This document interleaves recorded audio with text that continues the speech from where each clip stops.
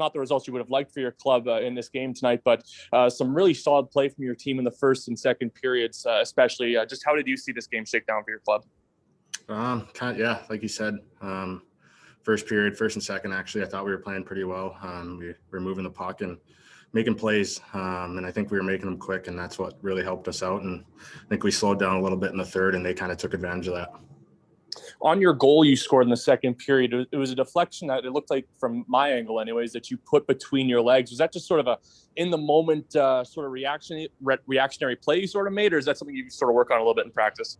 It was kind of reactionary. It kind of threw me off the speed of it, and I felt like that was really the only play to make, and luckily it worked out.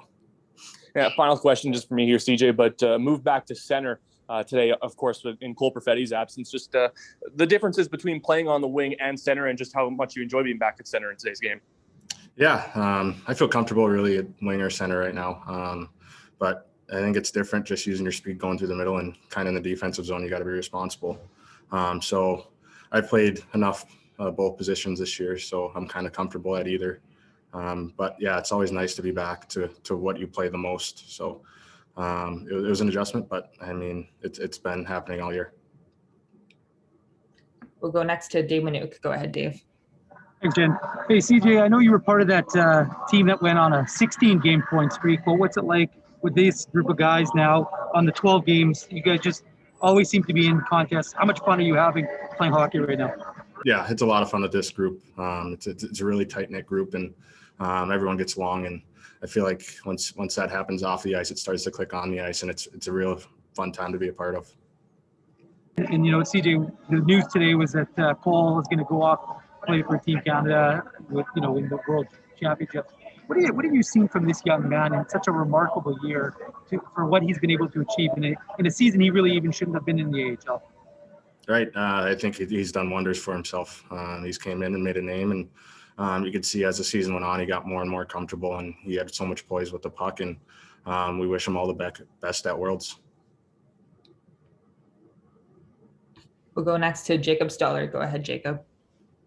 Hey, CJ, just further to what you said about this being a tight-knit group, getting things to gel off the ice, how did that come about as the season went on? What really, what were you guys able to do, with the COVID constraints, either on the road or in the room at practices or whatnot? How did that come together?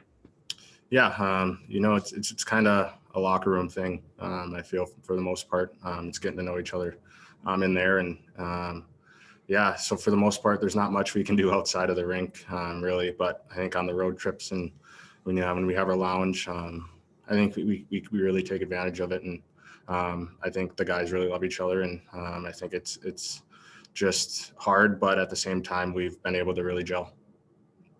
What type of things do you guys do? Like, how much time are you allowed to have together in the players' lounge on practice and whatnot?